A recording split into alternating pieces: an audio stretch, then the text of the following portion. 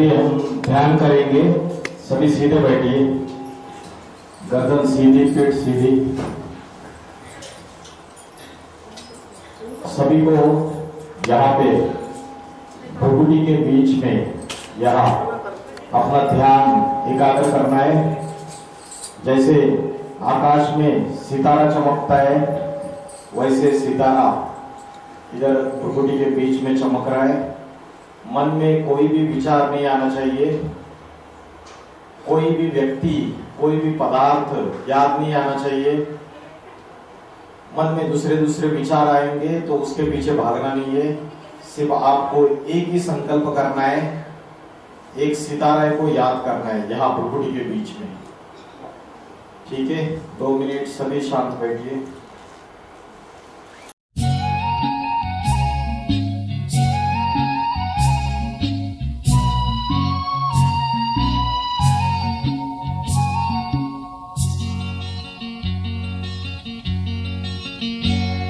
पवित्र मन रखो, पवित्र तन रखो, पवित्र मन रखो, पवित्र तन रखो। पवित्रता मनुष्यता की शान है। जो मन वचन कर्म से पवित्र है वो चरित्रवान ही यहाँ महान है। पवित्र मन रखो, पवित्र तन रखो, पवित्रता मनुष्यता की शान है। जो मन वचन कर्म से पवित्र है वो चरित्रवान ही यहाँ महान है।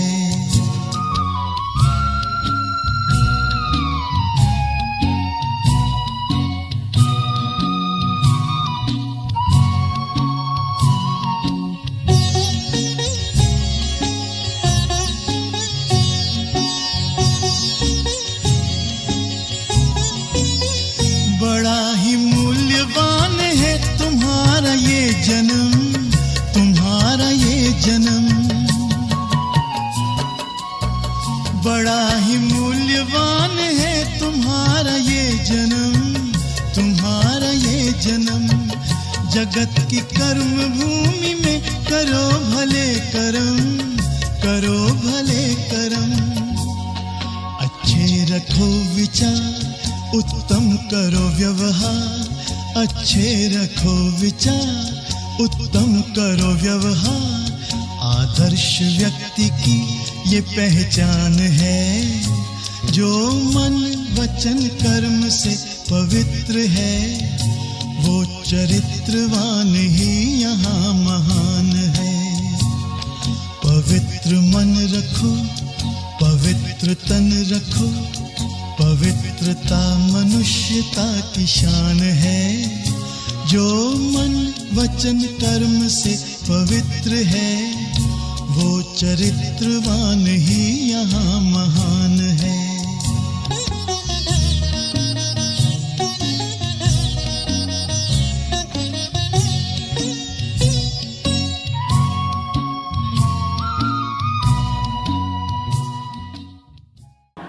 ओम नमः शिवाय। सभी को शांत लगा? मन को एकाग्रता करने का जो अभ्यास है सवेरे से लेकर रात तक या पूरे 24 घंटे में 5 मिनट भी हम मन को एकाग्र करने का अभ्यास करते हैं क्या? बताइए, करते हैं हम मन को एकाग्र करने का अभ्यास? नहीं करते। माता जी ने जवाब दिया, देखो नहीं करते। ऐसे सच्चाई से बताना है आपको। मैं प्रश्न पूछूंगा बताते बताते तो हम आगे बढ़ेंगे, आप जवाब देते जाएंगे। तो आज का हमारा जो टॉपिक है वो है सनातन धर्म और हिंदू त्योहारों का आध्यात्मिक रहस्य। तो सनातन धर्म जो है, सनातन का अर्थ क्या है आपको पता है? किसी को पता है यहां बैठे हुए सनातन का अर्थ क्या है? आजकल हम टीवी चैनल्स पे, न्यूज़पेपर पे, सोशल मीडिया में, सभी जगह बार बार हम सनातनी है, सनातनी है। हमारा धर्म सनातन है सुनते हैं, तो उस सनातन धर्म का, सनातन का अर्थ क्या है पता है किसी को? हाँ जी, सनातन का अर्थ है अति प्राचीन, अति पुराना, जिसका किसी को आदि पता नहीं है, ना किसी का उसका अंत पता है, वो सनातन धर्म है। बाकी दूसरे जितने भी धर्म है, बाकी जितने दूसरे भी धर्म है, मुस्लिम धर्म, क्रिश्चियन धर्म, बौद्ध धर्म, सिख धर्म, संन्यास धर्म, ये धर्म आज से 2-2.5 हजार साल पहले नहीं थे इस दुनिया में। प्रॉफेट मोहम्मद द्वारा मुस्लिम धर्म स्थापन हुआ आज से 1400 साल पहले। गुरु नानक द्वारा सिख धर्म स्थापन हुआ आज से 500 साल पहले। जीसस क्राइस्ट द्वारा क्रिश्चियन धर्म स्थापन हुआ आज से 2000 साल पहले। तो ये जितने भी धर्म स्थापन हुए, ये 2-2.5 हजार साल का सिर्फ हिस्ट्री है। लेकिन सनातन धर्म कब स्थापन हुआ और किसने स्थापन किया, आपको पता है किसी को? कब स्थापन हुआ और किसने स्थापन किया? क्योंकि जो आदि अनादि है, प्राचीन है, पुराना है, तो हमको पता नहीं है। जैसे आपको मैंने पूछा आपके पिताजी का नाम बताइए, तो आप बता देंगे। हम बोले दादाजी का नाम बताइए, आप वो भी बता देंगे। परदादा का नाम बताइए, बता पाएंगे क्या? फिर परदादा का भी बाप, तरदादा का नाम पूछेंगे, नहीं बता पाएंगे। वैसे ही ये जितने भी धर्म है ये बाद में आए, और इन सबके बापों का बापों का बापों का भी बाप वो सनातन धर्म है। ये सारे धर्म स्थापन होने से भी हजारों साल पहले सनातन धर्म स्वयं शिव शंकर भोलेनाथ के द्वारा स्थापन किया गया है। स्वयं ईश्वर ने आके स्थापन किया। तो कब स्थापन किया और कैसे स्थापन किया, ये हम देखेंगे आगे। जब हम महाशिवरात्रि त्योहार का रहस्य जानेंगे, जो महाशिवरात्रि त्योहार हम मनाते हैं हिंदू लोग, उसका जब रहस्य हम जानेंगे, तब आपको बताएंगे कि परमात्मा ने आके सनातन धर्म कब स्थापन किया और कैसे स्थापन किया। अभी सनातन धर्म है या नहीं है, बताइए। अभी सनातन धर्म है या नहीं है, हाँ या ना?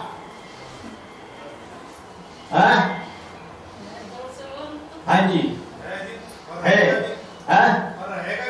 अच्छा, है भी और रहेगा भी। सनातन धर्म तो है, लेकिन सनातन धर्म की जो धारणा है वो हमको पता ही नहीं है कि क्या धारण करना है जीवन में।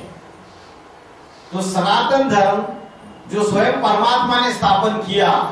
अच्छा, यहां बैठे हुए भगवत गीता कितने लोग पढ़ते हैं? सनातन धर्म का ग्रंथ है भगवत गीता। भगवत गीता सर्वशास्त्र शिरोमणि है। कितने लोग पढ़ते हैं? हाथ ऊपर कीजिए। अच्छा, एक हाथ ऊपर किया, बस 2 हाथ ऊपर किए। तो सनातन धर्म जो है उसकी धारणाएं हमारे बुद्धि में, सनातन धर्म तो है लेकिन उसकी धारणाएं आज बुद्धि में नहीं है हमारे। उसका कारण क्या है कि हम अपने धर्म पिता को, ईश्वर को भूल चुके हैं, अपने सनातन धर्म की धारणाओं को भूल चुके हैं श्रेष्ठ। और उसका जो धर्म ग्रंथ है, जो भगवान वाच है, श्रीमद् भगवत गीता, उसको भी भूल चुके हैं। मुस्लिम लोगों को पूछो, छोटे छोटे बच्चों को, कुरान जानते हो क्या? वो कुरान की आयतें सब कुछ पढ़ के बता देगा आपको। यहाँ बच्चों को क्या, बूढ़ों को, किसी को भी पूछो भगवत गीता के श्लोक बताओ, किसी को पता नहीं है क्या भगवत गीता है। जबकि भगवत गीता में व्यक्तिगत समस्याएं, सामाजिक समस्याएं, राजनीतिक समस्याएं, सभी समस्याओं का हल छुपा हुआ है। लेकिन आज भगवत गीता का ज्ञान जो स्वयं ईश्वर ने दिया है वो हम भूल चुके हैं पूरी तरीके से। आज हम जो जीवन में धारणाएं धारण कर रहे हैं वो पाश्चात्य संस्कृति, जो पाश्चिमात्य संस्कृति है, क्रिश्चियन धर्म, इनकी जो धारणा है वो धारण कर रहे हैं या नहीं कर रहे हैं? आज जो क्रिश्चियन लोग उन्होंने जो 150-200 साल पहले भारत में आए, उन्होंने जो बातें यहाँ लाई, उसी की जो पढ़ाई है वो हमारे बच्चों को हम पढ़ाते हैं, खुद भी पढ़ते हैं और वैसे ही संस्कार धारण करते हैं। सनातन धर्म के जो संस्कार है, संस्कृति है, हम भूल चुके हैं। सनातन धर्म में जो परिवार होते थे वो जॉइंट फैमिली होती थी, जॉइंट फैमिली। आज जॉइंट फैमिली है क्या? एकत्र कुटुंब। आज कुटुंब बिखर गए। बेटे की शादी हो जाती है, वो अपना घर अलग कर देता है ना। भारत में ऐसे ऐसे परिवार थे कि 70-70, 80-80 लोग एक परिवार में रहते थे, मिलजुल के एक घर में रहते थे। परिवार का एक मुखिया होता था और एक मुखिया की बात कभी भी कोई क्रॉस नहीं करता था। सारे परिवार का एक ही चूल्हे पे खाना बनता था। ये सनातन धर्म के परिवार थे। आज ये परिवार बिखर क्यों है? कारण क्या है बताइए? क्या कारण है? परिवार टूट फूट क्यों रहे? उसके कारण क्या है? किसी को पता है क्या कारण है?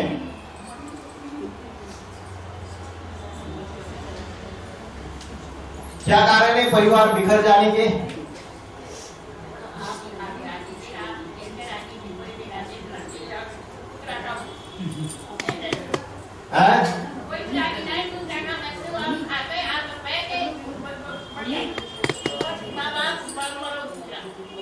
क्योंकि मनुष्य के अंदर 5 विकार आ गए। मनुष्य के आत्मा के अंदर 5 विकार आ गए। कौन से 5 विकार आ गए? काम, क्रोध, लोभ, मोह, अहंकार। काम का अर्थ क्या है? काम का अर्थ है कामना, इच्छा, विषय वासना। श्रीमद् भगवद गीता में बोला है, आसक्ति से कामना पैदा होती है, इच्छाएं पैदा होती है, और जब इच्छा पूरी नहीं होती है तो क्या होता है? क्रोध आता है, और क्रोध से फिर मोह जन्म लेता है, और फिर बुद्धि का नाश होता है, फिर प्राणों का नाश होता है। तो ये 5 विकार आ गए हमारे अंदर, काम, क्रोध, लोभ, मोह, अहंकार। अपवित्रता आ गई। जो पवित्रता थी वो खंडित हो गई। आज दुनिया में जितने झगड़े फसाद है उसका मूल कारण क्या है? अपवित्रता, इंप्योरिटी। भारत जो है सती सावित्री का देश कहा जाता था। राजा अगर लड़ाई में मारा जाता था तो रानी जलती आग में कूद जाती थी, जोहार कर लेती थी, लेकिन परपुरुष को अपने तन को हाथ नहीं लगाने देती थी। ये भारत की नारी की पवित्रता थी। आज है क्या? आज नौकरी धंधा करने के लिए नारियां भी बाहर जाने लगी। अपवित्रता का वातावरण फैल गया, व्यभिचार का वातावरण फैल गया। दूसरे धर्म है, उसमें तो भाई कितने भी तलाक दे दो, कितने भी डिवोर्स दे दो, रोज पति भी बदल जाते हैं। तो जो सनातन धर्म के जो हिंदू कहलाते हैं, उन्होंने उनकी धारणाएं धारण की या नहीं की? अभी 100 साल में, 50-100 साल में सारे हिंदू रहे क्या? सिर्फ नाम के हिंदू या नाम के सनातनी है। समझ में आ रहा है? तो सनातन धर्म की जो धारणा है ये लोप हो चुकी है।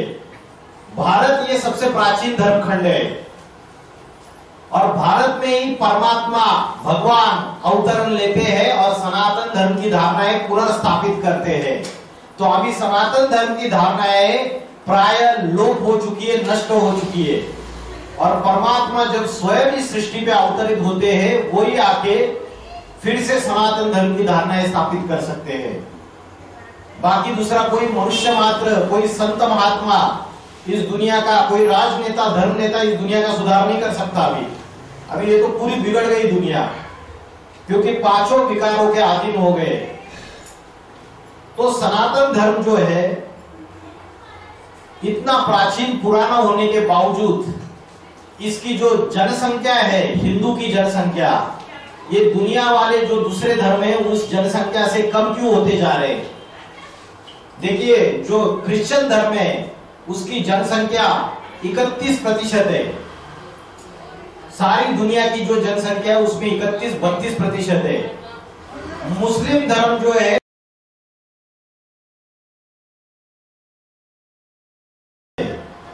तो सबसे प्राचीन और पुराना धर्म होने के बावजूद आज हिंदू धर्म की जनसंख्या कम क्यों हुई? उसका कारण क्या है?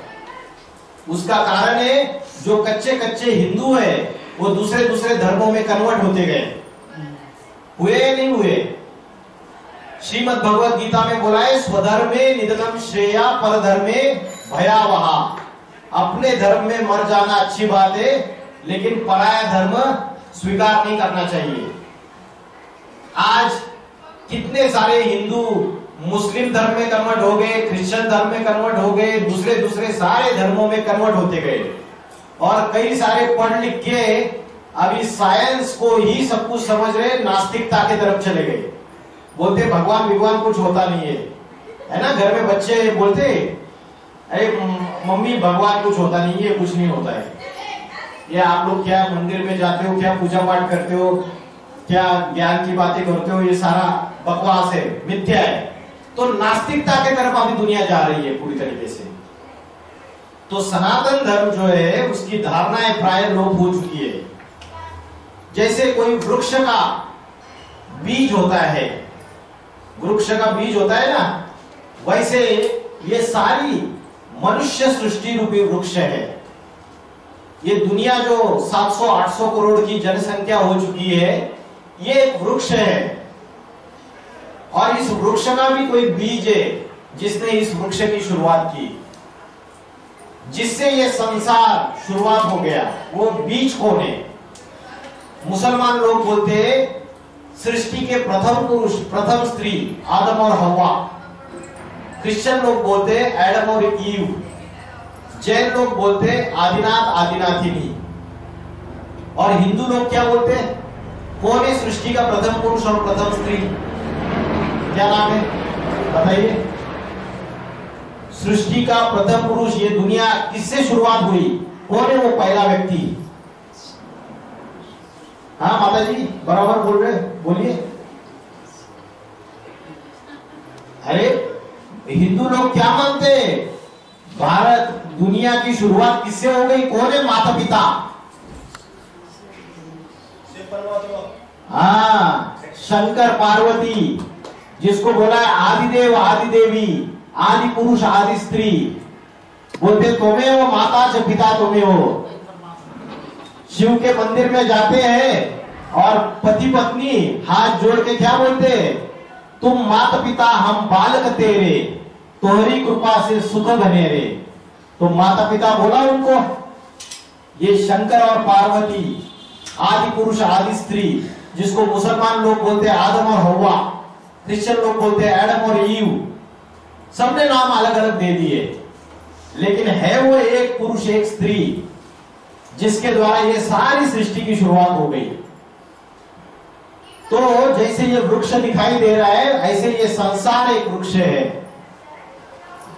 इसका जो बीज है, ये बीज स्वयं शिव शंकर भोलेनाथ है। इसका जो तना है, जड़े, जड़ और तना, ये जड़ सनातन धर्म का है, ब्राह्मण धर्म का है। और इसका जो तना है सीधा जा रहा है, वो सनातन धर्म है। और इसकी जो अलग अलग टहनियां है इस वृक्ष की, ये टहनियां क्या है? ये वृक्ष की जो अलग अलग टहनियां है, ये अनेक अनेक धर्म है। जैसे द्वापर युग से इस्लाम धर्म स्थापन हुआ, बौद्ध धर्म स्थापन हुआ, क्रिश्चियन धर्म स्थापन हुआ, उसके बाद सिख धर्म स्थापन हुआ। ये अनेक अनेक धर्मों की अलग अलग टहनियां है। तो ये संसार रूपी वृक्ष है। और इसके जो पत्ते हैं, ये पत्ते उन धर्मों के फॉलोअर्स है, अनुयायी है। तो इस संसार रूपी वृक्ष की शुरुआत स्वयं शिव शंकर भोलेनाथ के द्वारा हुई है। तो सनातन धर्म क्या है, किसने स्थापन किया, ये आपको पता चला। ठीक है, अभी मैं आपको आगे के टॉपिक के ऊपर आते हैं। जो हिंदू लोग अनेक अनेक त्योहार मनाते हैं, ये त्योहार क्यों मनाए जाते हैं और इसका आध्यात्मिक रहस्य क्या है, ये हम देखेंगे। अलग अलग त्योहार मनाए जाते हैं। दीपावली आती है, हम दिया जलाते, रोशनाई करते हैं सब जगह पे, नए कपड़े पहनते हैं, लक्ष्मी पूजन करते हैं, नरक चतुर्दशी, सारे अलग अलग प्रकार के त्योहार मनाते हैं। उसमें क्या करते हैं, ये फटाके फोड़ते हैं, रोशनाई करते हैं, नए कपड़े पहनते हैं, अनेक पदार्थ बनाते, मीठे मिठाई बनाते। तो ये क्यों करते हैं हम? पता है किसी को दिवाली क्यों मनाया जाता है? उसका आध्यात्मिक रहस्य क्या है? होली क्यों मनाई जाती है? होली का आध्यात्मिक रहस्य क्या है? नवरात्रि, दशहरा, महाशिवरात्रि, रक्षाबंधन, ये सारे त्योहार, दुर्गा पूजा, कृष्ण जन्माष्टमी, ये सारे त्योहार क्यों मनाए जाते हैं और इसका आध्यात्मिक रहस्य क्या है? तो हम एक एक देखेंगे। जो होली का त्योहार है उसमें आप क्या करते हैं? पहले दिन आप होलिका को जलाते हैं, है ना? होलिका को जलाया जाता है, सारी लकड़ियां डाल दी जाती है, गोबर के कंडे डाल दिए जाते हैं, उसमें घी सबकी आहुति दी जाती है। तो होलिका को जलाते हैं पहले दिन, और पहले जलाते हैं और दूसरे दिन क्या करते हैं? रंगों का त्योहार मनाते हैं। तो इसका अर्थ क्या है, इसका आध्यात्मिक रहस्य क्या है और क्यों मनाया जाता है? तो होलिका जब जलाते हैं तो आप क्या करते हैं? वो जो लकड़ियां होती है उनको जलाते हैं। तो ये जो लकड़ियां है ये देहाभिमान की लकड़ियां है। किस चीज की लकड़ी है? देहाभिमान। हमारे अंदर के जो 5 विकार है, काम, क्रोध, लोभ, मोह, अहंकार, जिससे हमें देहाभिमान चढ़ा हुआ है, ये लकड़ियां उस विकारों की लकड़ियां है। इस विकारों की लकड़ियों को जलाना होता है, लेकिन हम जाके स्थूल लकड़ियों को जलाते हैं। होली के दिन हमारे पुराने संस्कारों को जलाना होता है। हमारे अंदर पुराने संस्कार भरे हुए हैं ना, अनेक जन्मों के। किसी को बहुत गुस्सा आता है, किसी के ऐसा रहता है कि चोरी करने की आदत ही रहती है उसको। कोई भी किसी भी जगह जाएंगे उस वहां की चीजें उठा लेंगे। तो अनेक अनेक प्रकार के संस्कार हमारे अंदर है। किसी के अंदर विषय वासना के संस्कार है, किसी के अंदर क्रोध के संस्कार है, किसी के अंदर चोरी के संस्कार है। तो अनेक अनेक प्रकार के, किसी के अंदर लालच भरा हुआ है बहुत, और किसी के अंदर मोह भरा हुआ है। तो ये जो पुराने संस्कार है, इन पुराने संस्कारों को जलाना, माना होलिका का जलाना। हमें लगता है लकड़ियों को जला दिए, उधर पानी फेर दिया, वो क्या वो फसल का वो लेके आते, वो भी डाल देते, उसमें राउंड मार देते साथ, यही हो गई होलिका। ये अपने अंदर के पुराने संस्कारों को, विकारों को, अपने अंदर जो भूत बैठे हुए, राक्षस बैठे हुए, उनको जलाने की बात है। उसको तो जलाते नहीं है। उस दिन सबसे लड़ाई झगड़ा करेंगे, घर में पूरी अशांति, और वहां जाके माथा टेक के आ जाएंगे। तो ये अपने अंदर के पुराने संस्कारों को जलाने वाली होली है। होली का अर्थ है, होली माना पवित्र। आत्मा जब पवित्र बनती है, अपने पुराने विकारों को, पुराने संस्कारों को जला देती है, तो होली मनाई जाती है। आपने प्रहलाद की कथा सुनी रहेगी। प्रहलाद की कथा में प्रहलाद के जो पिताजी रहते, क्या नाम है उनका? हिरण्यकश्यप। जो हिरण्यकश्यप है, उसको पसंद नहीं था कि मेरा बेटा बार बार नारायण नारायण नारायण का जाप करता है, भक्ति करता है नारायण की। हिरण्यकश्यप समझता था मैं ही सर्वश्रेष्ठ हूं, नारायण की भक्ति क्यों करता है? तो हिरण्यकश्यप बोलता है कि उसको तो उसकी जो बहन है होलिका, होलिका अपने गोद में ले लेती है प्रहलाद को, और आग लगाई जाती है लकड़ियों को, चिता को। होलिका जल जाती है और प्रहलाद बच जाता है। तो जब हम आत्मा का स्मरण करते हुए परमात्मा को याद करते हैं तो कोई भी प्रकार की देहाभिमान, कोई भी प्रकार के विकार हमारा बाल भी बाका नहीं कर सकते। और ये जो अग्नि है, यह अग्नि किस चीज की है? क्रोधाग्नि, कामाग्नि। जैसे क्रोध की अग्नि होती है, किसी ने बहुत क्रोध किया तो क्या करता है? वो घर के बर्तन फोड़ देता है, घर का फर्नीचर फोड़ देता है। क्रोध की एक चिंगारी सारे घर को नष्ट कर देती है। सही बात बोल रहा हूं या? तो ये जो क्रोधाग्नि है, ये कामाग्नि है, इनको जलाना है। तो ये क्रोधाग्नि और कामाग्नि में वो जल गई और प्रहलाद बच गया, क्योंकि वो परमात्मा का स्मरण कर रहा था, आत्मा का ध्यान कर रहा था। तो ये अलग अलग जो भी कथाएं, इसका आध्यात्मिक रहस्य है। होली के बाद हम क्या करते हैं? मनाते हैं, रंगों की होली खेलते हैं। तो ये जो रंगों की होली खेलना है, ये परमात्मा से संग का रंग करने की होली है, संस्कारों के मिलाने की होली है। अलग अलग प्रकार के रंग हम जब होली के दिन खेलते हैं तो अलग अलग संस्कारों के, आप अगर परिवार में भी देखेंगे तो सास का संस्कार अलग रहता है, बहू का संस्कार अलग रहता है, ननद का संस्कार अलग रहता है। ननद को आदत है कि सारे के सारे कपड़े बिखर के सारे कमरे में ऐसे फेंक देने की। सास को आदत है कि सारे कपड़े अच्छे से सिमट के रखने की। बहू को आदत है किचन का सारा जो जितना भी सामान है वो फैला के रखने की। अलग अलग संस्कार है, किसी में विशेषता है, किसी में दुर्गुण है। तो ये अनेक अनेक जो संस्कार है, इन संस्कारों को मिलाना, अनेक अनेक सबके साथ समाना, सबको एडजस्ट करना, ये अनेक रंगों की होली है। हम क्या करते हैं? लाल रंग फेंकते हैं, पीला रंग फेंकते हैं। ये रंग अलग अलग संस्कार है। इन सभी संस्कारों को इकट्ठा होके मिलाना। अरे चलो, मेरा झगड़ा हो गया था ननद से, मेरा झगड़ा हो गया था सास से, मेरा झगड़ा हो गया था मेरी बहन से, मेरा झगड़ा हो गया था पड़ोसी से। आज होली के दिन वो सारे झगड़े समाप्त। ये संस्कारों को मिलाने की रंगों की होली है, ये होली है। लेकिन हम तो रंग तो खेलते हैं, एक दूसरे के ऊपर रंग उधर देते हैं, उससे कुछ नहीं होता है। लेकिन उसका जो आध्यात्मिक रहस्य है वो भूल जाते हैं। उसके बाद आगे का त्योहार है महाशिवरात्रि। महाशिवरात्रि मनाते हैं हम।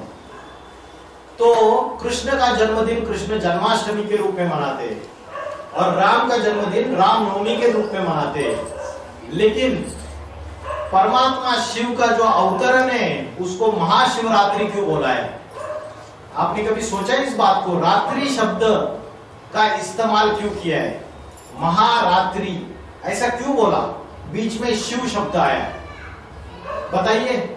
शिव जयंती बोलना चाहिए था, राम नवमी बोलते, कृष्ण जन्माष्टमी बोलते, लेकिन यहां महाशिवरात्रि बोल दिया। रात्रि शब्द का इस्तेमाल क्यों किया? किसी को पता है? अच्छा मेरे को बताइए, रात्रि में क्या होता है? अंधकार होता है। और अंधकार में क्या होता है? अंधकार में रात्रि के समय जब अंधकार फैलता है 11, 12, 1 बजे, तो अंधकार में क्या होते हैं? पाप कर्म होते हैं, चोरी, चकारी,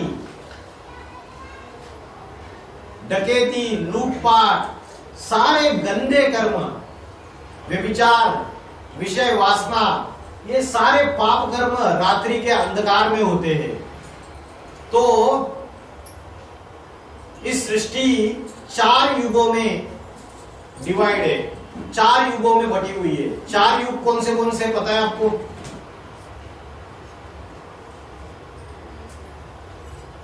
कौन से 4 युग बताइए जल्दी जल्दी। 4 युग कौन से हैं? सतयुग, त्रेता युग, द्वापर युग, कलयुग। अभी कौन सा युग चल रहा है? संगम युग चल रहा है अभी। अच्छा, ये माता जी बोल रहे हैं अभी संगम युग चल रहा है, ये 5वां नया युग लाया इन्होंने। सुना है किसी ने संगम युग कौन सा है? सुना है किसी ने? संगम युग वो युग है जो कलयुग का अंत और सतयुग की शुरुआत, इन दोनों के बीच वाला। जैसे रात के बाद दिन आता है ना, तो कलयुग है रात्रि। रात्रि में अंधकार होता है, विकारों का अंधकार, अज्ञान अंधकार, ना आत्मा का ज्ञान है ना परमात्मा का ज्ञान है। और ये रात्रि के बाद दिन आता है, दिन माना सतयुग, सतयुग माना सोचना, जहां पांचों विकार नहीं है, काम क्रोध लोभ मोह अहंकार नहीं है, कोई बीमारी नहीं है सतयुग में। आज 1000 प्रकार की बीमारी है, सतयुग में कोई भी बीमारी नहीं है, कोई दुख अशांति नहीं है। आज घर घर मिट्टी के चूल्हे, सभी घरों में सभी व्यक्तियों में दुख और अशांति का वातावरण है। तो सतयुग में शाश्वत सुख शांति है। सतयुग को ही कहते हैं राम राज्य। मुस्लिम लोग बोलते जन्नत, क्रिश्चियन लोग बोलते पैराडाइज, और हिंदू लोग बोलते वैकुंठ या स्वर्ग।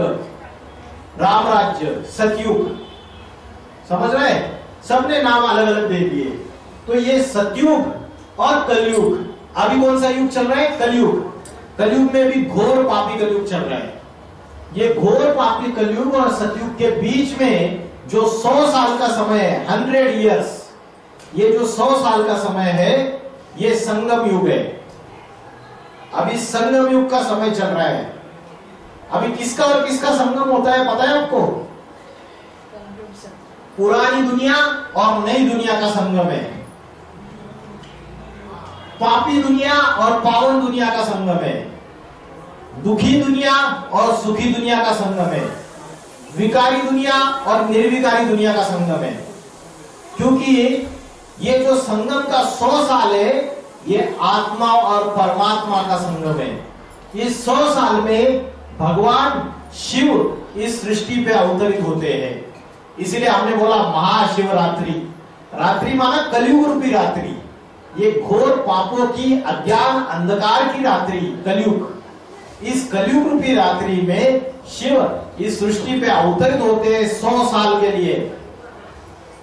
1936 में भारत स्वतंत्रता होने से पहले 1936 में भगवान शिव इस सृष्टि पे अवतरित हो गए, और वो आके गुप्त रूप में अपना कार्य कर रहे हैं। और 100 साल का समय है। 1936 में 100 साल मिलाएंगे, कितना आएगा? कितना आएगा? 2036। तो 2036 में कलयुग का विनाश हो जाएगा और नई दुनिया सतयुग राम राज्य शुरुआत हो जाएगा। अभी कितने साल बच गए? 2024 चल रहा है, सिर्फ 12 साल बच गए और भगवान आके अपना कार्य कर रहा है। भगवान शिव इस कलयुग के अज्ञान अंधकार की दुनिया में अवतरित हो चुके, जिसके लिए शास्त्रों में बोला है ज्ञान सूर्य प्रगटा अज्ञान अंधेर विनाश। जब ज्ञान सूर्य प्रकट होता है तब अज्ञान का, अंधकार का विनाश हो जाता है। अभी जो सूर्य है वो स्थूल रोशनी देता है, और परमात्मा शिव जो ज्ञान सूर्य है वो ज्ञान की रोशनी देता है। और जब ज्ञान की रोशनी देता है तो हमारे अंदर का अज्ञान मिट जाता है। तो महाशिवरात्रि क्यों मनाते हैं पता चल गया आपका? क्यों मनाते हैं महाशिवरात्रि? क्योंकि भगवान शिव कलयुग के अंत में इस सृष्टि पे अवतरित होते हैं अति साधारण मनुष्य शरीर में। भगवत गीता में बोला है यदा यदा ही धर्मस्य ग्लानिर्भवति भारत। जब जब धर्म की ग्लानि होती है, अधर्म का बोलबाला होता है, तब मैं अति साधारण मनुष्य शरीर में अवतरित होता हूं। अब जानंति मामूढ़ा, मुझ साधारण मनुष्य शरीर में आए हुए भगवान को मूर्ख बुद्धि लोग पहचान नहीं पाते। क्यों नहीं पहचान पाते? क्योंकि हम लोग तो सवेरे से लेकर रात तक अच्छा खाना, अच्छे कपड़े पहनना, अच्छा मकान में रहना, अच्छी गाड़ी चाहिए, तो हम तो भोगों में लिप्त है। हम उस भगवान को जो साधारण मनुष्य शरीर में आए उसको पहचान ही नहीं पाते।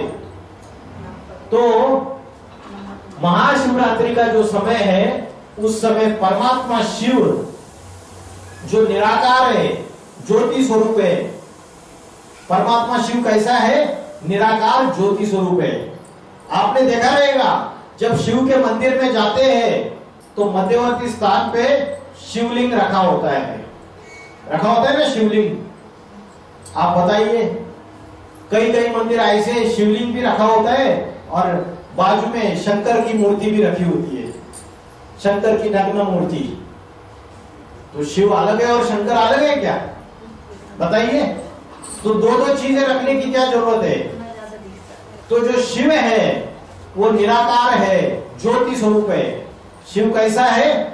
निराकार ज्योति स्वरूप है, जिसकी यादगार में ये शिवलिंग बनाया। जो हिंदू धर्म में 33 करोड़ देवी देवताओं को मानते हैं, वो 33 करोड़ देवी देवता, जितने भी देवी देवता है, सरस्वती माता, लक्ष्मी माता, जगदम्बा, काली, जितने भी देवी देवता है, वो सारे हाथ कान नाक पर मनुष्य जैसे। लेकिन शिवलिंग का आकार ऐसे क्यों बनाया? कभी सोचा आपने? उसको मनुष्य जैसा क्यों नहीं बनाया? उसको न हाथ है, न कान है, न नाक है, न पैर है, न मुख है। उसको ऐसा आकार क्यों दिया? क्योंकि जो शिव है वो निराकार ज्योति स्वरूप है। वो निराकार ज्योति स्वरूप की पूजा कैसे करे? तो भक्तों ने उसको बड़ा आकार दे दिया। समझ में आ रहा है? तो वो शिव निर्गुण निराकार है। और वो निर्गुण निराकार, ये देखो, ये धरती है, पृथ्वी, मनुष्य लोक, इसके परे सूरज चांद सितारे, और उसके परे ब्रह्मलोक, परम धाम, परमात्मा शिव निराकार वहां का रहने वाला है। जब कलयुग के अंत में भगवान इस सृष्टि पे अवतरित होते हैं और किसी साधारण मनुष्य में प्रवेश करते हैं, तो परमात्मा का जो जन्म है वो दिव्य जन्म है। जैसे हमारे सबके जो जन्म होते हैं वो माँ के गर्भ से होते हैं, लेकिन भगवान का जन्म माँ के गर्भ से नहीं होता है। श्रीमद् भगवद गीता में बोला, मैं अजन्मा हूं। मैं क्या हूं? अजन्मा हूं, अगर्भा हूं। किसी माँ के कोख से जन्म नहीं लेता। शिव शंकर भोलेनाथ को कोई माता पिता दिखाया है कभी? शास्त्रों में कभी सुना है शिव शंकर भोलेनाथ के माता पिता? शंकर का ना आदि है ना अंत है, आदि अनादि है। वो इस सृष्टि का पिता स्वयं वही पिता है, उसी से सृष्टि जन्म ली पूरी। तो परमात्मा जब अवतरित होते हैं इस सृष्टि पे, तो उनका दिव्य जन्म है। उनके दिव्य जन्म को कोई भी नहीं समझ पाता, ना संत महात्माएं समझ पाते, ना ऋषि मुनि समझ पाते, क्योंकि वो साधारण मनुष्य शरीर में अवतरित होते हैं। तो शिव और शंकर, देखिए, शंकर को ध्यानमग्न अवस्था में दिखाया है। ध्यानमग्न अवस्था में अगर शंकर भगवान है तो किसको ध्यान कर रहे हैं? किसको याद कर रहे हैं? बताइए। अरे वो स्वयं भगवान है तो वो ध्यान किसका कर रहे हैं? बताइए।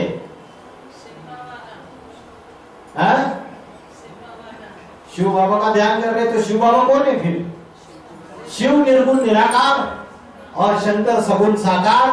हमारे तुम्हारे जैसा कोई साधारण मनुष्य, उसमें निर्गुण निराकार शिव प्रवेश करता है, इसलिए शंकर को तीसरा नेत्र दिखाया है। हम सबको तो दो ही नेत्र है, लेकिन शंकर को तीसरा नेत्र दिखाया है। वो तीसरा नेत्र है शिव नेत्र।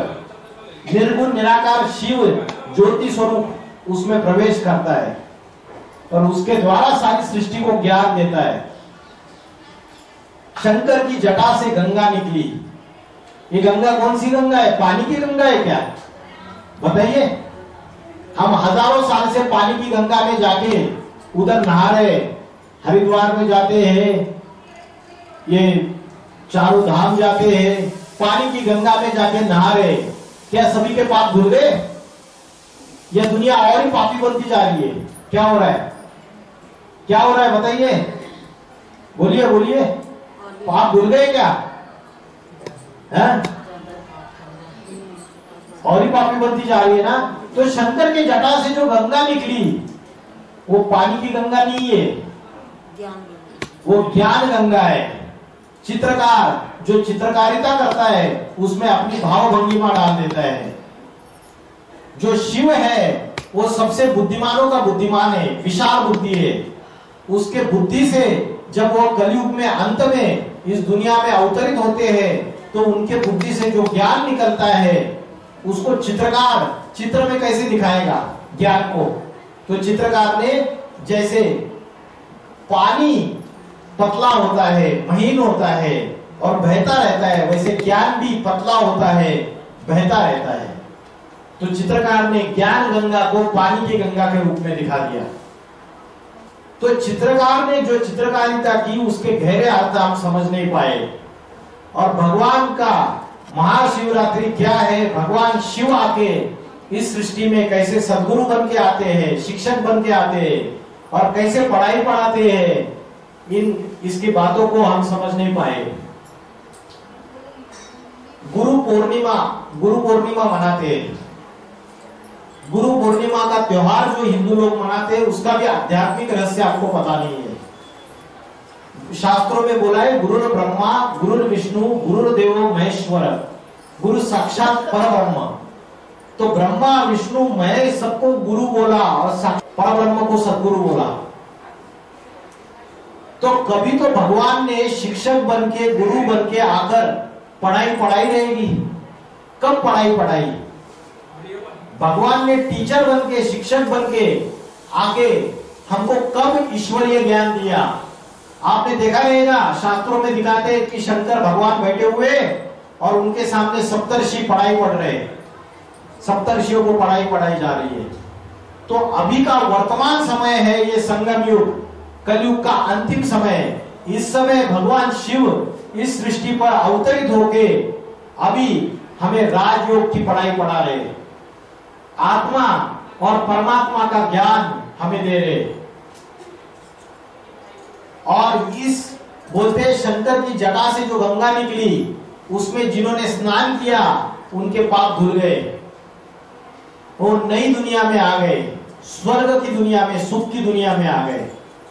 तो अभी ये जो ज्ञान गंगा है, इस ज्ञान को जो लोग अपने जीवन में धारण करते हैं वो नई दुनिया जो आने वाली है, स्वर्ग या सतयुग या राम राज्य, उसमें जाएंगे।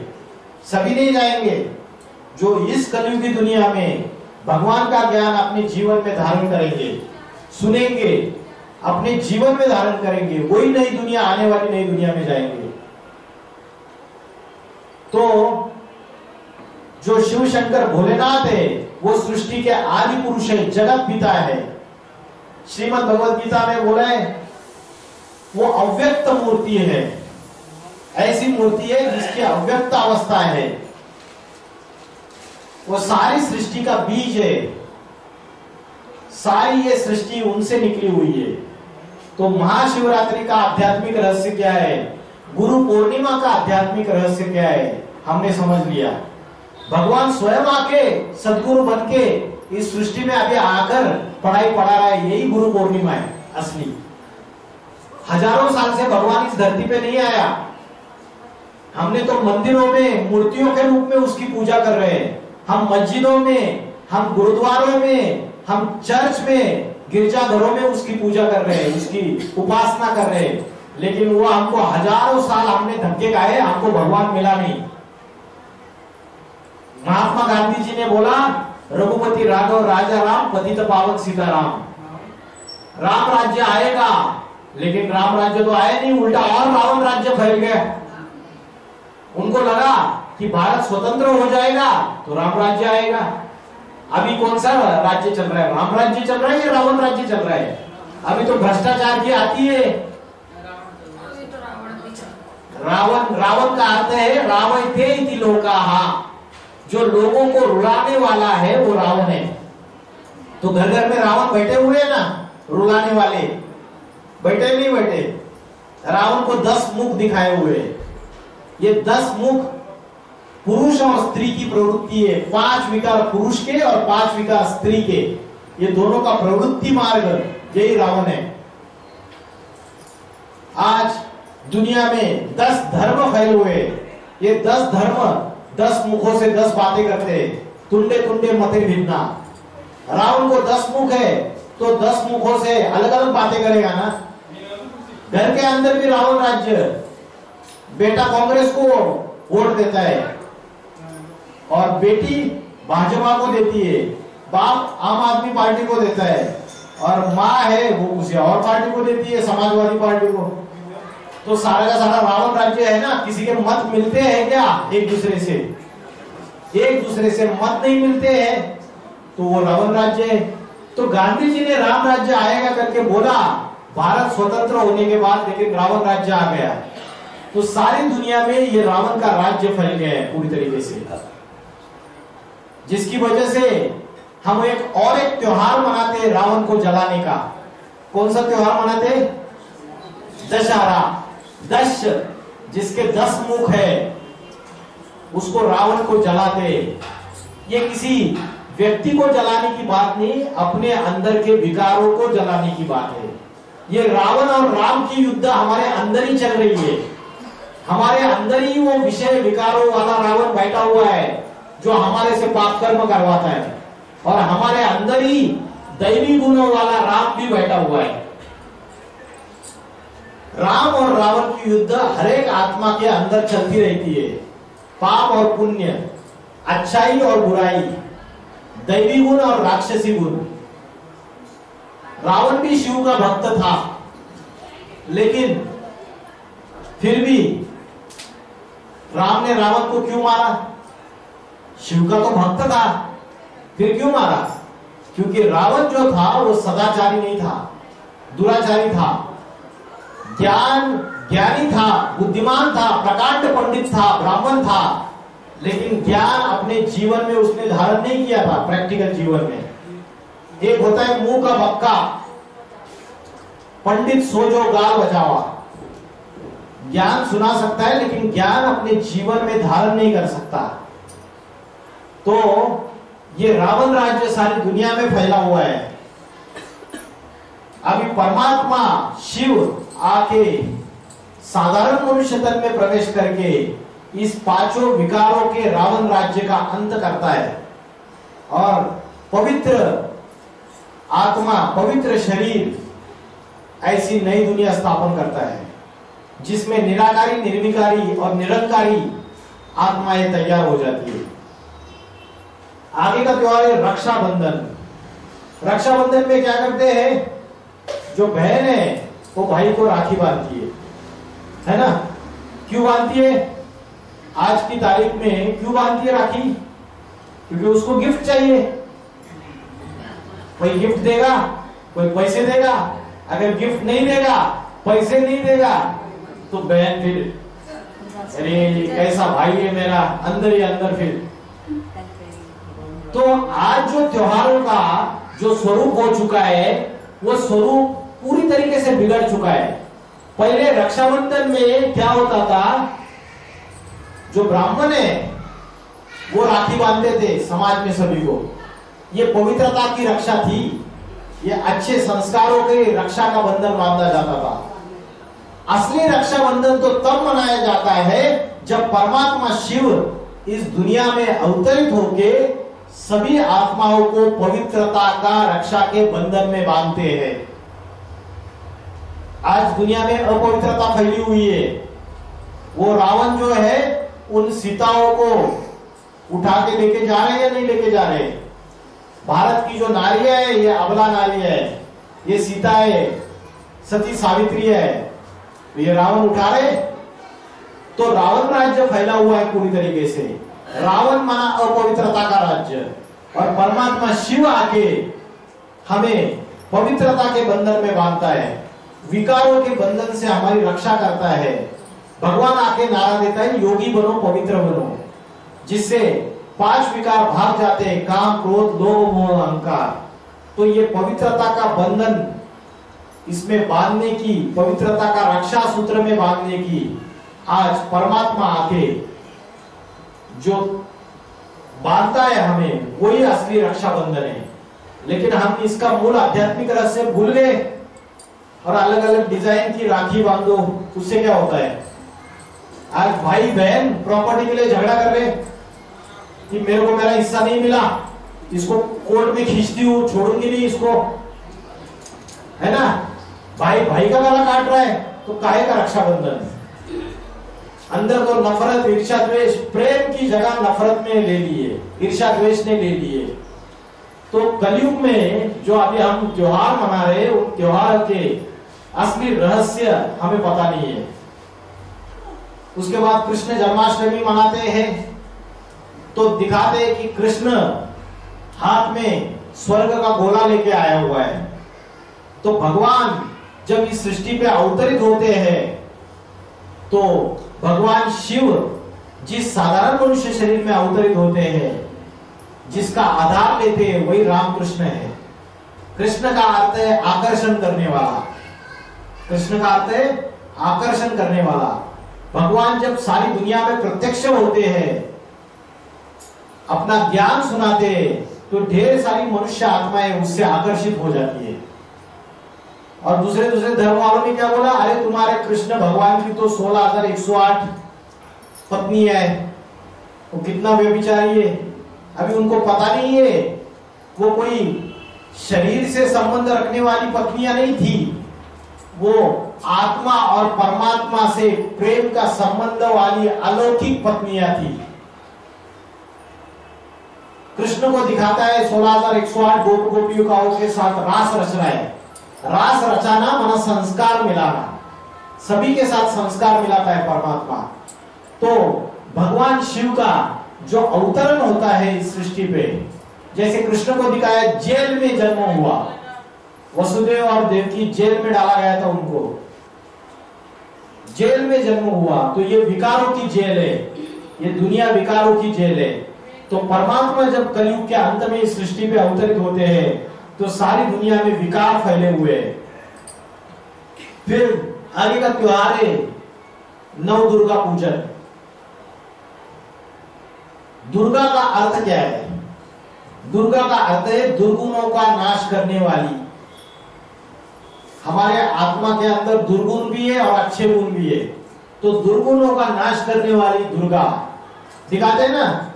दुर्गा माता ने प्रचंड रूप धारण कर लिया, विकराल रूप धारण कर लिया, और कौन सा राक्षस था वो, उसको कुचल दिया, महिषासुर। महिषासुर, भैंसासुर, भैंस बुद्धि वाला राक्षस, जिसकी बुद्धि भैंस जैसी थी, बुद्धि तो काम करती नहीं थी। तो आज जो मनुष्य है वो दिखते तो मनुष्य है, लेकिन असलियत में अंदर उनके राक्षस भरे हुए हैं। तो ऐसे राक्षसी वृत्तियों का, राक्षसी प्रवृत्तियों का नाश करने का ज्ञान दिया। तो इसलिए बोला दुर्गा ने दुर्गुणों का नाश करने वाली।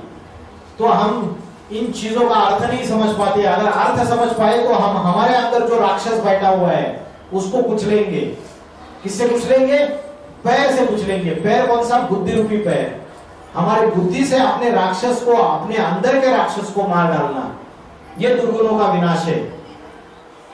तो नवरात्रि में आपने देखा है, नवरात्रि में क्या होता है, नव दुर्गा पूजा होती है। उस समय 9 साल की कन्याएं जो होती है, 9 साल की कन्याओं को बुलाते हैं घरों में और उनकी पूजा की जाती है, उनको खाना खिलाया जाता है ना, करते हैं यहाँ पे। तो सन्यासी लोग जो होते हैं ना, सन्यासी लोग पवित्र रहते हैं। कोई एकदम धनवान आदमी है, उसके घर में अगर सन्यासी चला गया तो वो धनवान आदमी क्या करता है, वो सन्यासी के भी चरण पानी से धोकर वो पानी पी लेता है, माथा टेकता है उसके सामने। लेकिन नव दुर्गा पूजा में जो 9 साल की छोटी कन्या है, उनके सामने जाके सन्यासी माथा टेकते हैं, उन कन्याओं के सामने। क्यों है? देवी क्यों मानते हैं 9 साल की कन्याओं को? बड़ी बड़ी उम्र की माताओं को क्यों नहीं बिठाते? 9 साल की कन्याओं को ही क्यों बिठाते? और सन्यासी भी जो खुद पवित्र रहता है, ब्रह्मचारी रहता है, वो भी जाके माथा क्यों टेकता है? और हम भी मंदिर में जाके माथा क्यों टेकते हैं? कारण क्या है माथा टेकने का? माथा टेकने का कारण है पवित्रता। जिसमें पवित्रता ज्यादा है उसके सामने माथा टेका जाता है। तो जो सन्यासी है वो शरीर से तो पवित्र रहते हैं, ब्रह्मचारी रहते हैं, लेकिन उनकी मन बुद्धि जो है उन विषय विकारों में भटकती रहती है। इंद्रियों को तो संयम कर लेते हैं, लेकिन मन बुद्धि उसी विषय विकार के गटर में भटकती रहती है। भटकती है नहीं भटकती? इसलिए आज सन्यासी लोग अगर देखेंगे, उनके पहले तो दिखाएंगे बड़े त्यागी है, तपस्वी है। अभी अगर देखेंगे तो बड़ा बड़ा उनका पर्सनल हेलीकॉप्टर होता है, करोड़ों का, विदेशों में घूमते रहते हैं, सारे ऐशो आराम के साधन रहते हैं, लग्जरियस गाड़ियां रहती है। तो शरीर से पवित्र रहते हैं, लेकिन मन बुद्धि उन भौतिक सुखों में, विषय विकारों में भटकती रहती है। लेकिन 9 साल की जो कन्या है वो तन से भी पवित्र है और मन से भी पवित्र है। इसलिए सन्यासी को पता है मैं तो शरीर से पवित्र रहता हूं, लेकिन मेरी मन बुद्धि पवित्र नहीं है, तो वो 9 साल की कन्या के सामने जाके माथा टेकता है।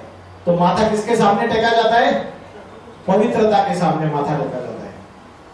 तो हम जितने भी त्योहार मनाते हैं उसके अर्थ हम समझ नहीं पाते।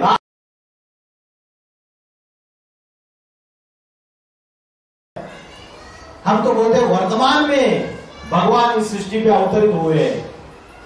अभी राम मंदिर बनाया, वो राम मंदिर बनाने से राम राज्य स्थापन नहीं होता है।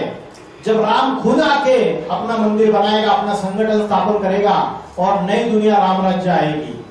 राम का अर्थ है रम्यते योगिना यस्मिन इति रामः। रम्यते योगिना यस्मिन इति रामः।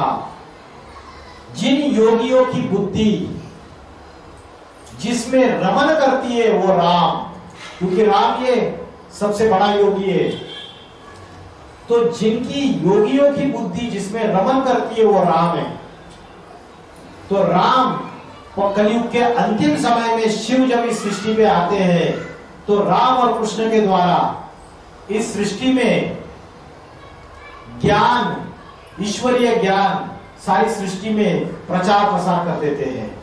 अज्ञान अंधकार का विनाश कर देते हैं और रावण राज्य का खात्मा कर देते हैं, जिसकी यादगार में हम दशहरा मनाते हैं। मैंने अभी थोड़ी देर पहले बोला ये दशहरा का जो रावण है इसके 10 मुख, ये 5 विकार पुरुष के, 5 विकार स्त्री के। देखिए उधर काम, क्रोध, लोभ, मोह, अहंकार, ये राक्षस बैठा हुआ है। ये कलयुग की दुनिया है, ये पृथ्वी, और इसको आग लगी हुई है। आग की लपटों में ये झुलस रही है। ये आग की लपटें कौन सी है? ये विकारों की आग है। काम, क्रोध, लोभ, मोह, अहंकार, ये 5 विकारों की आग है। ये माया का राज्य है। ये माया रावण का राज्य है। इस माया के जंजाल में हम फंसे हुए हैं। अनेक इच्छाओं के जंजाल में हम फंसे हुए हैं। अनेक चिंताओं के जंजाल में हम फंसे। अलग अलग टेंशन है ना, बेटे की शादी कब हो गई, बेटे को सरकारी नौकरी कब मिलेगी, उसका प्रमोशन कब होगा, फिर बहू को, बेटे को बच्चा कब पैदा होगा।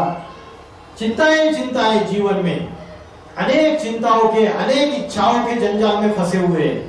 ये भौतिक इच्छाएं, ये माया का रावण राज्य है। और इस रावण राज्य का जो अंत परमात्मा आके ईश्वरीय ज्ञान सुना के 5 विकारों का अंत करता है, वही दशहरा मनाना है। दशहरा अपने अंदर के रावण को जलाना, यही दशहरा मनाना है। 10 विकारों का हरण, 5 विकार पुरुष के, 5 विकार स्त्री के। समझ रहे हैं? तो राम ने जब अंत किया तो राम ने क्या किया? बंदरों की सेना ली। किसकी सेना ली? बंदरों की सेना ली। तो वो जो पेड़ पे बंदर घूमते रहते उनकी सेना ली। भगवान आएगा तो बंदरों को लेगा, मनुष्य को नहीं लेगा।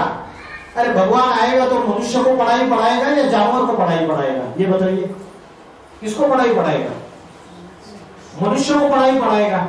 लेकिन ऐसा क्यों दिखाया कि राम ने बंदरों की सेना ली और रावण को तो मनुष्य मिल गए? तो राम ने बंदरों की सेना ली। बंदर जो होता है उस बंदर में 5 विकार ज्यादा होते हैं। काम, क्रोध, लोभ, मोह, अहंकार, ये 5 विकार बंदर में ज्यादा होते हैं। तो आज मनुष्य जो है वो बंदर जैसे बन गए, बंदर से भी बदतर बन गए। काम, क्रोध, लोभ, मोह, अहंकार, ये 5 विकार ज्यादा हो गए। तो भगवान जब आता है पतित पावन सीताराम, वो जो पतित मनुष्य है, विकारी मनुष्य है, बंदर जैसे, उनका आधार लेता है, उनका सहयोग लेके उन पतितों को पावन बनाने का ज्ञान सुनाता है। तो राम ने बंदरों की सेना ली, मतलब वो कोई बंदर नहीं है, जानवर बंदर, मनुष्य जो बंदर जैसे है, उनका आधार लेके उनको पतितों को पावन बना के उनके द्वारा नई दुनिया स्वर्ग स्थापन किया। फिर दशहरा हो गया। दशहरा होने के बाद क्या आती है? रावण का अंत हो गया, विकारों का अंत हो गया, अनेक धर्मों का अंत हो गया। विधर्मी जो अनेक धर्म है, इस्लाम, बौद्ध, क्रिश्चियन, जो सिख, अनेक जो 10 धर्म फैले हुए, उनका भी अंत हो गया। क्योंकि अनेक धर्मों का अंत नहीं होगा तब तक एक आदि सनातन धर्म स्थापन नहीं होगा। तो शंकर को क्या बोला है? विनाश। शंकर को विनाशकारी देवता बोला है, संहार करता बोला है। ब्रह्मा को क्या बोला? स्थापना। ब्रह्मा स्थापना करता है, शंकर विनाश करता है, और विष्णु क्या करता है? पालना करता है नई दुनिया की। तो दशहरे के बाद आती है दीपावली। जब रावण का अंत हो जाएगा, रावण राज्य का अंत हो जाएगा, कलयुग का अंत हो जाएगा, तो क्या आएगा? अभी समझा है ना? समझ में नहीं आ रहा है? सतयुग आएगा। तो जोर से बोलिए ना। सतयुग आएगा। सतयुग आएगा। तो सतयुग ही दिवाली है, हम भूल गए।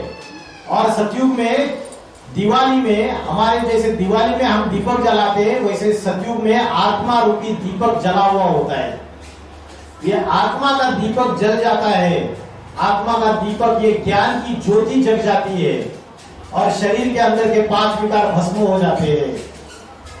जैसे दिवाली में क्या करते हैं? एक पहले धर्मराज का दीपक जलाते हैं, बड़ा दीपक, फिर छोटे छोटे दीपकों को जलाते हैं।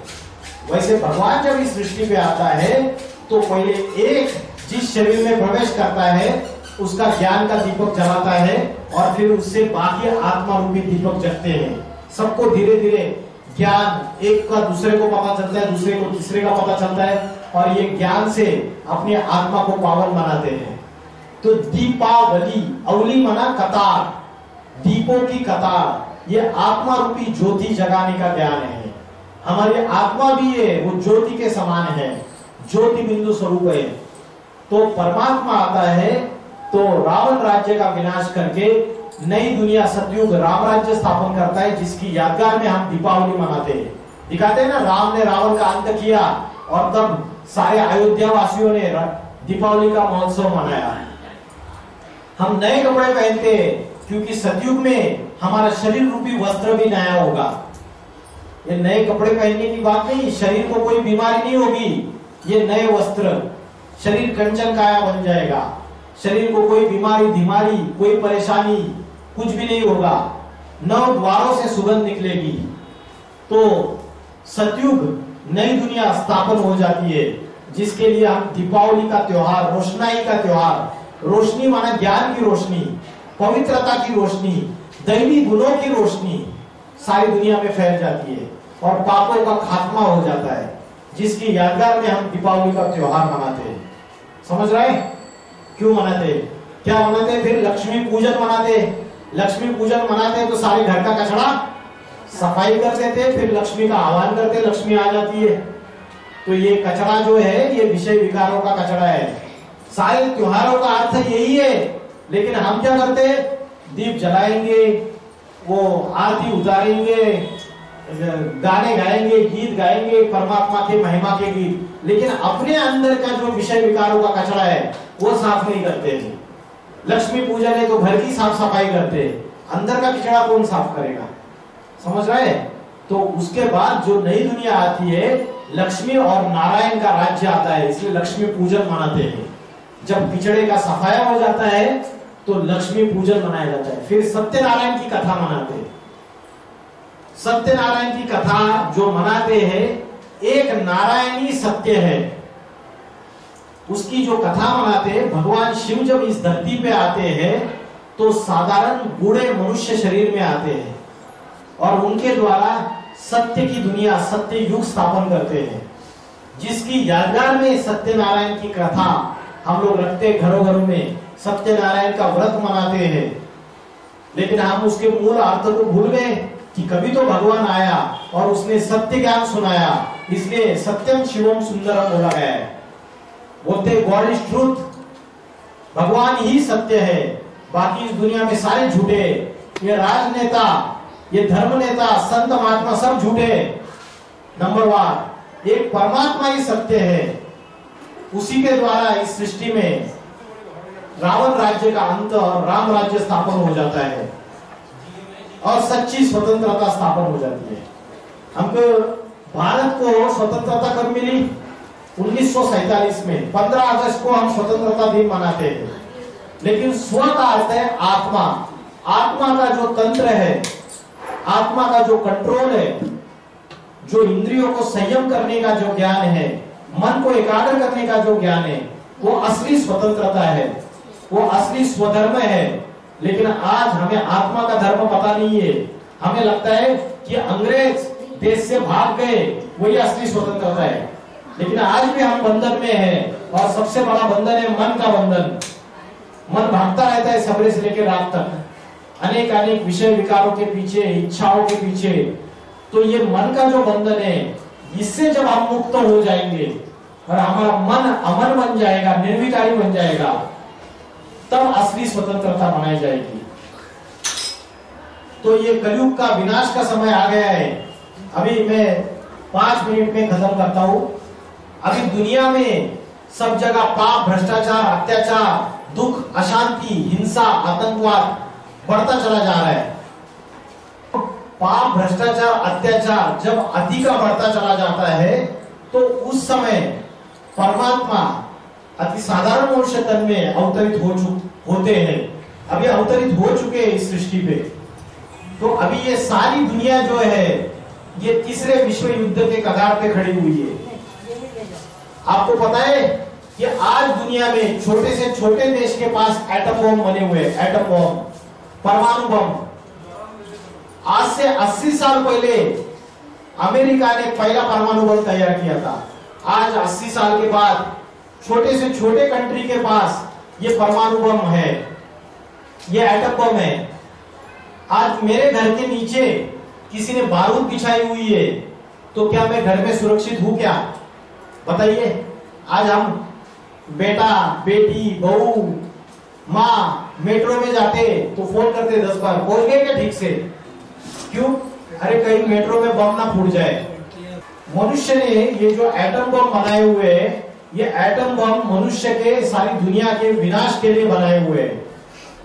तो आज ये सारी की सारी सृष्टि विनाश के कगार पे खड़ी हुई है। आप देखिए, भारत के अंदर भी हिंदू मुस्लिम लड़ाई झगड़ा बढ़ रहा है या कम हो रहा है? लड़ाई झगड़ा बढ़ रहा है। हम रोज न्यूज चैनल में देखते हैं। और दूसरे दूसरे जितने भी देश है, राज्य है, वो भी आपस में लड़ाई झगड़ा कर रहे हैं। सारे धर्म आपस में लड़ाई झगड़ा कर रहे हैं।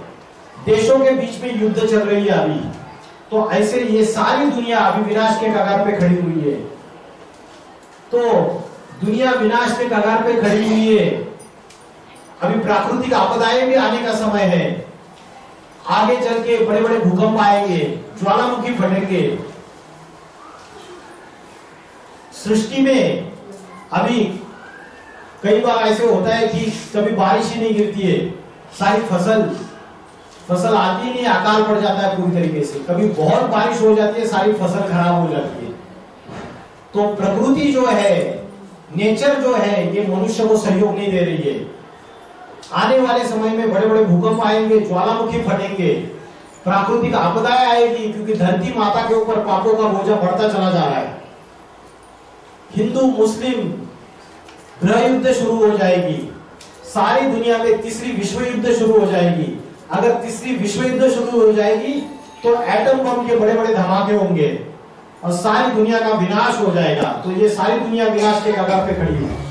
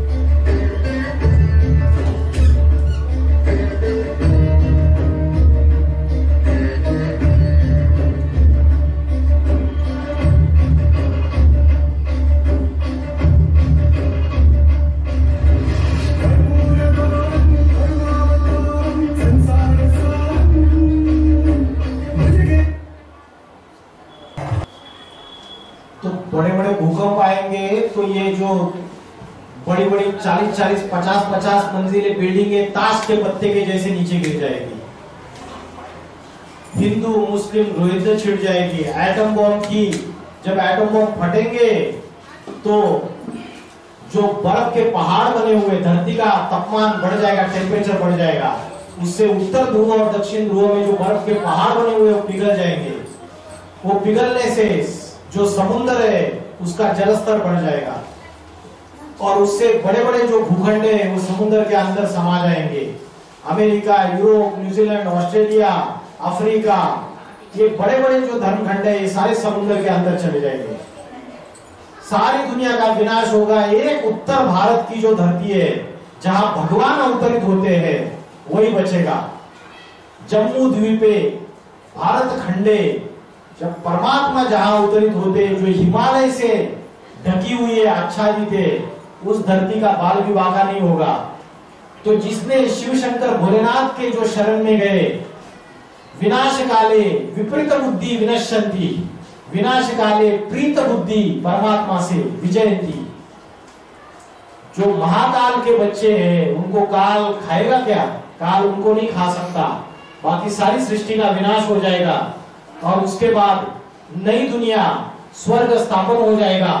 एक धर्म, एक राज्य, एक भाषा स्थापन हो जाएगा।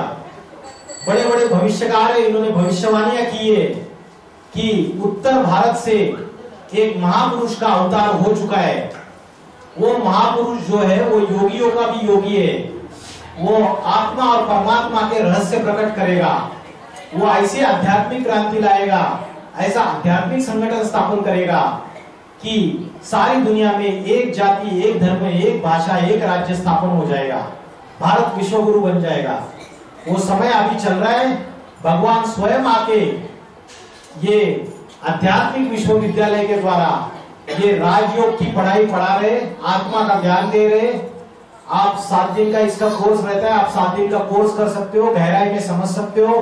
अपने गृहस्थ परिवार में रहते हुए इस ज्ञान को अपने जीवन में धारण कर सकते हो। तो आने वाले समय में लक्ष्मी नारायण का राज्य आने वाला है, राम राज्य आने वाला है। इतना बोल के मैं रुकता हूँ। ओम नमः शिवाय।